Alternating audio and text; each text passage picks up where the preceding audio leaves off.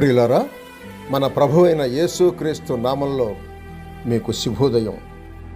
ఆయనను గూర్చి అనుదిన ఆత్మీయ ఆహారం, మే 10 శనివారం. నేటి మన ధ్యాన లేఖనం కొరింథీయులకు వ్రాసిన 2వ పత్రిక 13వ అధ్యాయం 8వ వచనం. మేము సత్యమునకు వ్యతిరేకముగా ఏమియూ చేయనేరము గాని సత్యము నిమిత్తమే సమస్తమును చేయుచున్నాము. వ్యాఖ్యానాంశం: సత్యమే జయిస్తుంది.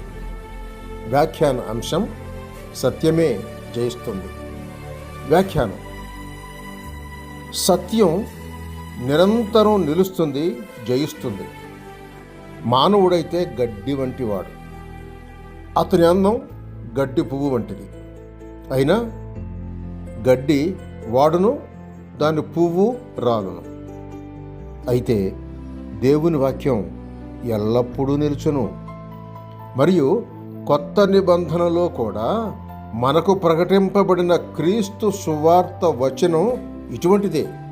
చూడండి, 1 పేతురు పత్రిక 1:23. తత్ప్రకారం ఆ వచనం శాశ్వత బీజం వంటిది. దాని ద్వారా కలిగినది కూడా శాశ్వత జీవమే. శాశ్వతమగు జీవం గల దేవుని వాక్యం మూలంగా అక్షయ బీజము నుండి పుట్టింపబడితిమి. స్తోత్రం.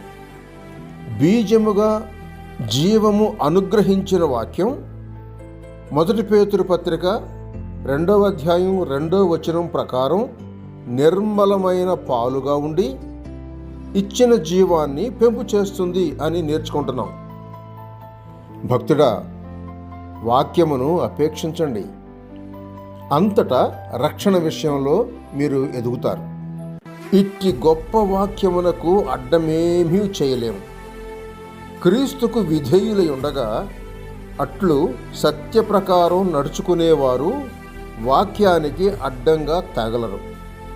అయితే తిరిగిపోయిన వారి వలన సత్య మార్గం దూషింపబడుతుంది అని 2వ పేతురు పత్రిక 2వ అధ్యాయం 2వ వచనం బోధిస్తోంది.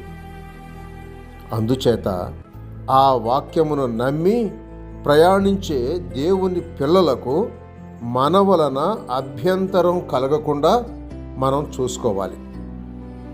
మత్తయి సువార్త 18వ అధ్యాయం 6వ వచనం ప్రకారం మెడకు తిరుగటి రాయి కట్టి కట్టబడే దుర్గతికి రావద్దు సుమా.